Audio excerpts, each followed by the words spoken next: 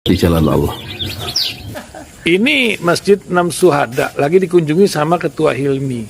Modal awalnya berapa Pak Yudi Pramuko? 750.000 Rp750.000 aja. Jadi ini 500 jutaan nih barang. Sekarang udah habis 310. Masya Allah, tuh udah pakai keramik, laponnya tinggal.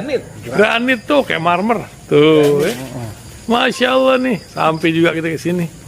Masjid Enam Syuhada, ngapa namanya Masjid Enam Syuhada, Ya, Pak Yudi? kita mau mendokumentasikan perjuangan dakwah nama anak muda pengawal Habib Rizik Syihab itu. Masya Allah. Yang dibunuh sama orang jahat di kilometer 50. Kilometer 50 ya. Itu kan simbol memperjuangkan dakwah itu kita harus memberikan segalanya untuk Islam kan ya, untuk Masya dakwah Islam. Allah. Dan nama anak muda itulah yang sudah memberikan segalanya untuk Islam. Masya Allah. Kita Apa nanti nama pemuda itu ada juga di sini mungkin diterapkan? Mungkin namanya 6 syuhada. Enam Syuhada itu, Iya, 6 Syuhada dipasang di sini, 6 Syuhada.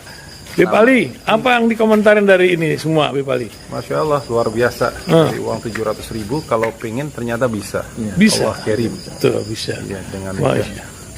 masuk satu gang kecil, tapi Bapak ini luar biasa. Kecil tuh.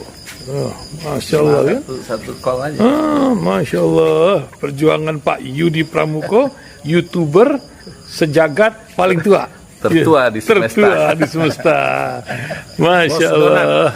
Tukang donat. Tukang donat. Tukang donat dari Paru. Ini saya laporkan dari lapangan ini, langsung dari Masjid Enam Syuhada. Masya Allah. Dan ini dia. Dalam lihat ah. Tuh lihat tuh masjidnya, tuh imamnya di situ tuh. Malam-malam lagi kita, Masya Allah, masih kurang nih. Atapnya katanya transfer aja dari rekeningnya di bawah, terlihat. Assalamualaikum warahmatullahi wabarakatuh. Alhamdulillah, wassalatu wassalamu ala rasulillah. Semoga selalu tersenyum ya penonton Pesantren Jolali di 5 benua, di Eropa, Asia, Amerika, Australia, dan di Afrika kalau ada. Kita akan belajar dulu sama Rocky Gerung ya. Gak usah lama-lama, 10 menit. Kalau lama-lama tuh, ini berapa ini? Debat seru Rocky Gerung versus hakim-hakim muda tentang filsafat hukum dan keadilan. 2 jam 34 menit. Ngabisin umur. Kita 10 menit aja ya. Bismillah. Sekarang jam berapa? 13.55, 13.61. Selesai. 13.62. Jam 2 kan? Saya ingin dibekuk oleh nalar, bukan dibekuk oleh apa namanya ini, borgol. Saya mau dibekuk oleh nalar. Borgol pertanda kriminalitas, tapi di belakang borgol ada sinopsis tentang kekuasaan itu. Bahasanya borgol adalah simbol kriminalitas, tapi di balik borgol adalah apa tadi? Sinopsis tentang kekuasaan. Bahasanya itu indah. Kenapa mesti diborgol? Lambang apa borgol itu? Lambang keadilan? Bukan. Lambang keadilan udah tenis. Dewi yang ditutup matanya. Jadi bagian pertama adalah coba kita putting reason first. Putting reason first, meletakkan Akal nalar. dikedepankan dulu supaya kita saling menguji jalan pikiran hukum. Dia ngasih materi sambil melakukan blocking ya, pindah ke sana pindah ke sini dengan sangat percaya diri ya. Rocky Gerung ini di mana nih? Di Mahkamah Agung apa ini? Kalau saya ucapkan satu kata itu datang dari University. kosak yang ada di saya, Kosak. yang saya benamkan di kepala saya melalui kebudayaan, ideologi, agama, filsafat.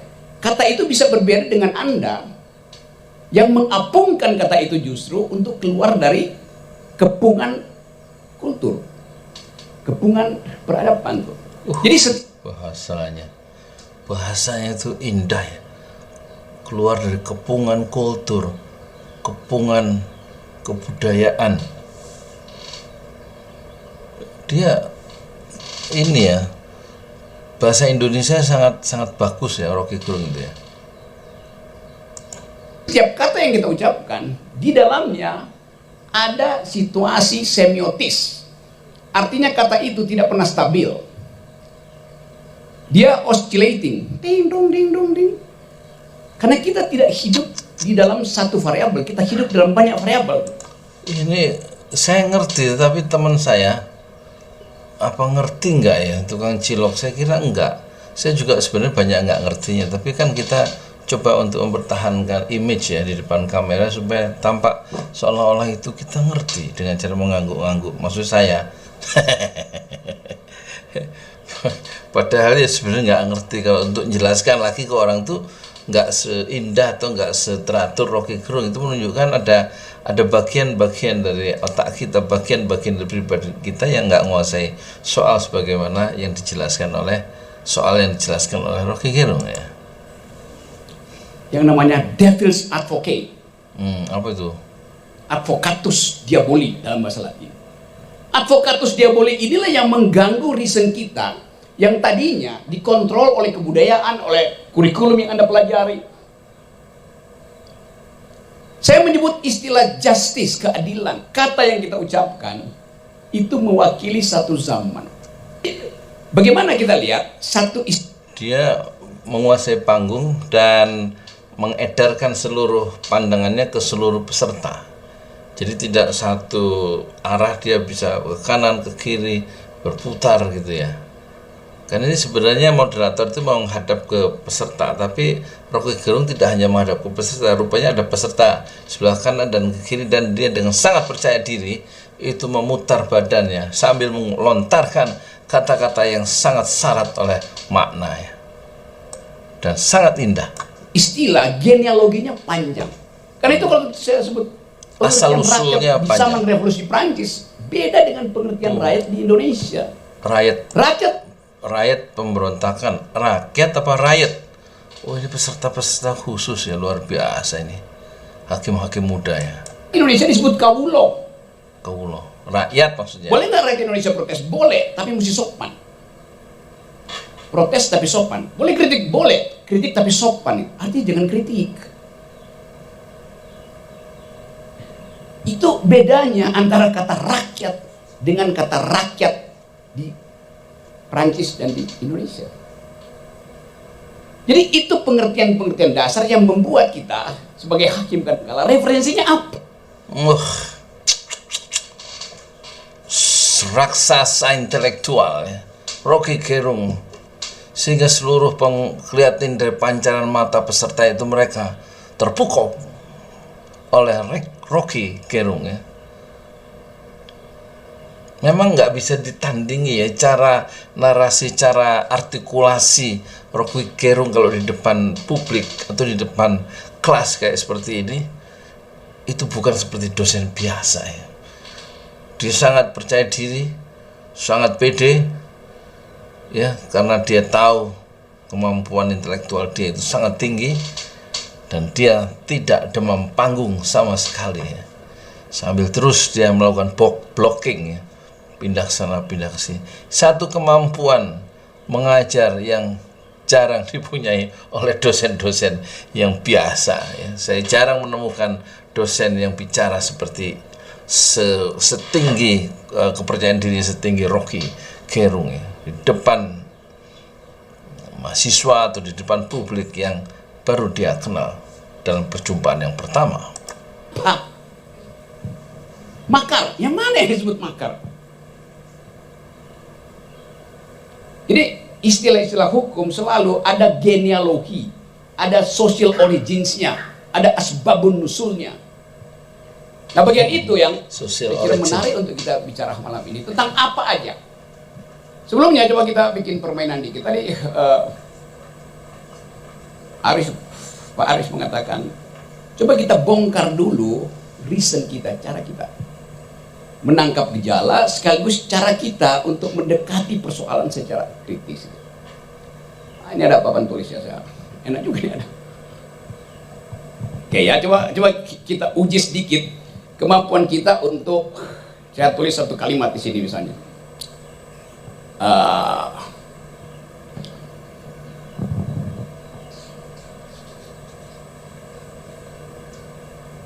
Apa itu? Terlalu kecil ya? There apa?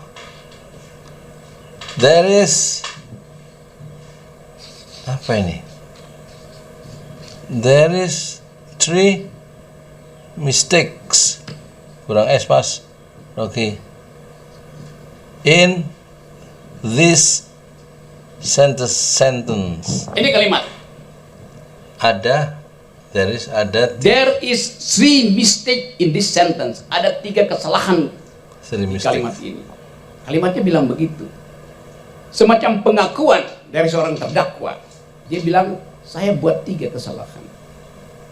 Dari 3 mistake in this sentence. Kurang S. 3 mistakes. Siapa yang mau cari 2 kesalahan? 1 kurang S Ya, dari mantap.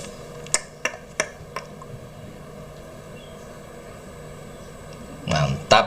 Apa? Mohon izin Pak. Siap. Kesalahan pertama adalah pada Stop. Yang izinin kamu siapa? Pak Arif yang izinin, saya nggak izinin. Padahal dia ngadap ke saya. Jadi Anda lihat bahwa reaksi dia pertama adalah pada komandannya. Padahal sementara ini komandannya saya. Jadi Anda lihat bagaimana mohon izin lalu menunggu perintah laksanakan. Gitu kira-kira. Oke, saya bercanda serius. Bercanda tapi serius. Ya, nama. saya M. Burhanuddin Yusuf dari Pengadilan Negeri Marisa. Marisa Gorontalo, Bapak. Gorontalo. Uti. Iya. Yes, ya Uti Pak ya. Baik, terima kasih Bapak. Kesalahan yang pertama yang saya temukan yaitu pada kata is. Seharusnya menggunakan R. Yang kedua, pada tulisan mistake harusnya Mistakes. single S, mistakes dengan akhiran S. Itu berarti sudah 2 kesalahan. Jadi saya dapat 3, mohon maaf. Tadi mintanya 2, saya dapat. Yes. Udah. Karena dia bilang ada 3, dia cuma dapat 2. Yang satu dikorupsi. Terima kasih. Oke, ya kita lanjut ya. Siapa yang Oke.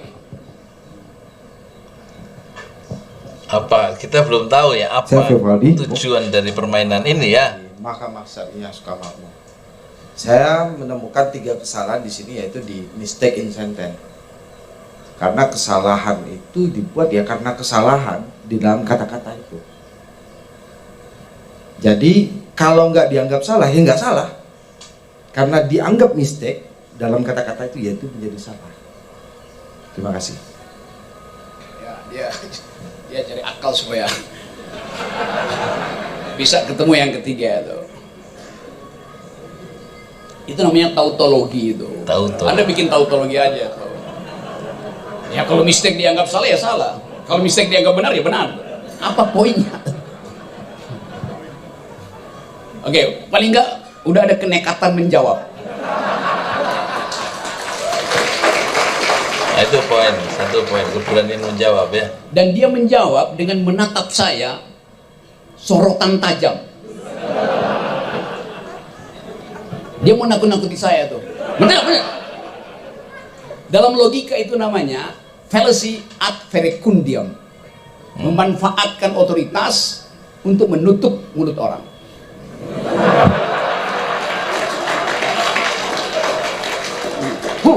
Dia kena salah ya salah, mana salah. Oh, oke bro, yang lain. Ya. Silakan. Nah, kamu duduk di situ aja, duduk di situ. Nggak di situ aja.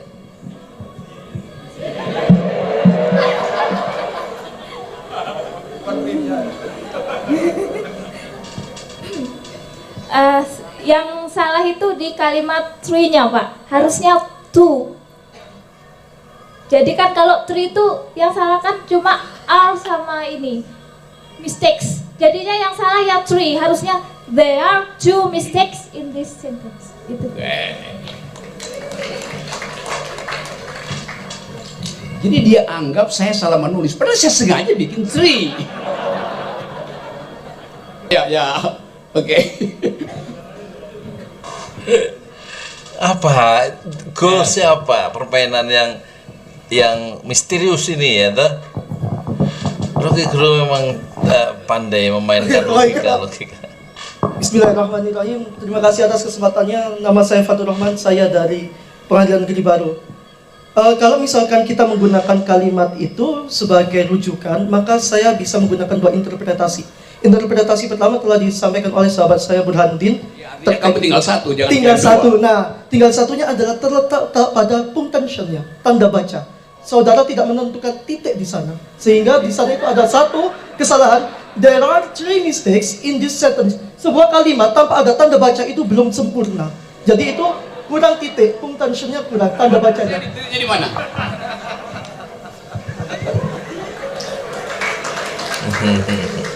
Agak cermat ya. Ya silakan Pak. Oke. Baik, kalau misalkan kita menggunakan penafsiran tadi, maka kita bisa menemukan kan di sini. Izin saya tidak berani untuk menulis kesalahannya. Tahu saya juga salah. Nah, karena kan seperti apa yang disampaikan oleh Bapak Rocky Gerung bahwa kebenaran itu kan banyak variabelnya, dan kita kan di sini apa yang saya pikirkan belum tentu sama dengan apa yang beliau pikirkan. Nah, jadi there are 3 mistakes. Jadi di sini isi ini salah memang. Kemudian mistake ini secara kalimatnya itu kan salah, harusnya kan miss-nya itu S-nya 31, S-nya diganti di sini mistakes. Tapi Bapak Rocky Gerung tadi itu cuma nulis sentence. Ini titiknya mana? Padahal dalam sebuah kalimat itu harus ada tanda baca. Misalkan kita bertanya, mau kemana? Ada tanda tanya. Jangan ke sana, ada tanda seru. Ayo ke sini, begitu. Jangan kemana-mana, tetap di sini, begitu. Atau saya dan Pak Rocky sedang makan di sini, gitu, titik, gitu. Nggak ada titiknya, begitu. Terima kasih, Bapak. Oke, kita salaman dulu. Pak, saya dari tahun 2018. Ya, oke. Dia juga saya tidak kasih full stop titik di situ. Coba kita cek di situ. Coba kamu ke depan lagi. Bentar ya, sebelah sini dia. Padahal saya taruh titik di tempat yang paling dekat dengan dia. Coba kamu angkat tangan kanan kamu. Tangan kiri. Mana tangan kanan, tangan kiri.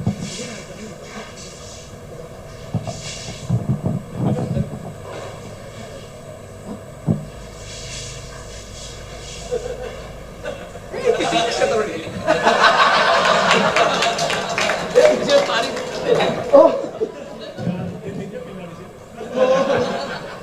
Tapi mohon maaf, Bapak ini slide Bapak. Kalau Anda lihat dari 3 km, dia jadi titik.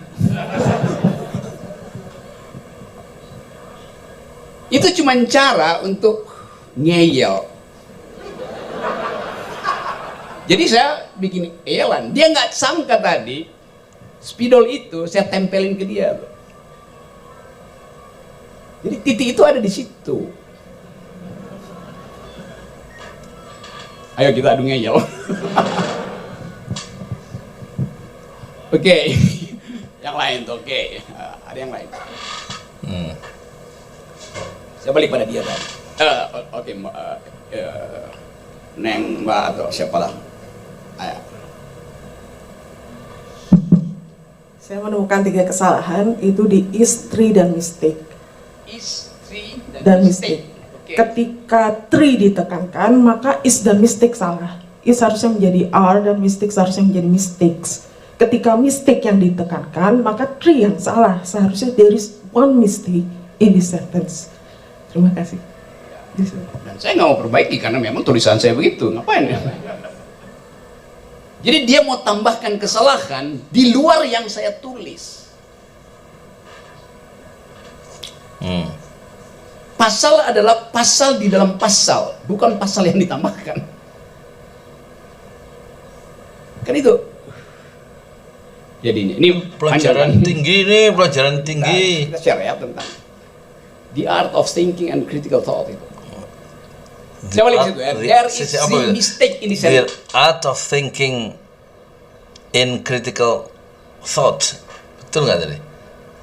The art, ada seni berpikir dalam apa, pemikiran yang kritis ya.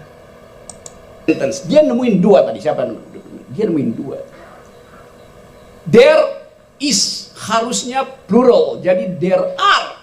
Oke, kita coret dulu tuh yang dia temukan tadi itu. Kesalahan pertama ada kesalahan grammar. Harusnya are.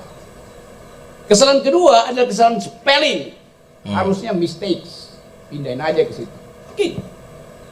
Memang cuma itu kesalahannya. Jadi saya berbohong. Kesalahan yang Anda temukan karena Anda pakai mata, Anda bisa lihat kesalahan grammar should be are. Mistake should be mistakes. Anda lihat itu dengan mata, tidak Anda lihat dengan otak. Kalimat itu bilang ada 3 kesalahan, di situ ternyata cuma 2. Kesalahan ketiga adalah kalimat itu sendiri bohong. Dia bilang ada 3, ternyata cuma 2. Kesalahan ketiga hanya bisa kita tangkap dengan nalar. Jadi kesalahan ketiga ada kesalahan di dalam diri pernyataannya sendiri. Dapat poin itu? Dia bilang ada 3, ternyata cuma 2. Kesalahannya adalah pada pengakuan dia. Yang nggak mungkin kita lihat di situ. Tapi nalar kita mengatakan, you bilang ada 3, ternyata cuma 2. Berarti yang 3 adalah you sendiri bikin kesalahan. Dapat nggak? Ya. Itu fungsi nalar. Fungsi nalar, masya Allah. Jadi dia sedang mengajarkan ya, bagaimana mengaktifkan nalar. Itu bisa melihat kekeliruan dari sebuah pengakuan terdakwa misalnya, atau pengakuan seseorang dalam pengadilan. Mungkin begitu maksudnya ya. Jadi tidak semata-mata yang bisa diindrawi gitu loh, yang bisa ditangkap oleh panca indera, tetapi ada kebenaran yang bisa ditangkap oleh kekuatan nalar, kekuatan pikiran. Itu yang poin yang apa? Yang dimaksudkan oleh Rocky Gerung ya. Satu pelajaran yang menarik ya. Dan dia sangat kaya, bukan hanya dengan teori, tapi juga kaya dengan interaksi saat dia melakukan interpretasi atau melakukan satu sharing ilmu dan tatap muka dengan audiensnya atau dengan siswanya atau dengan mahasiswanya. Itulah Rocky Gerung. Assalamualaikum warahmatullahi wabarakatuh.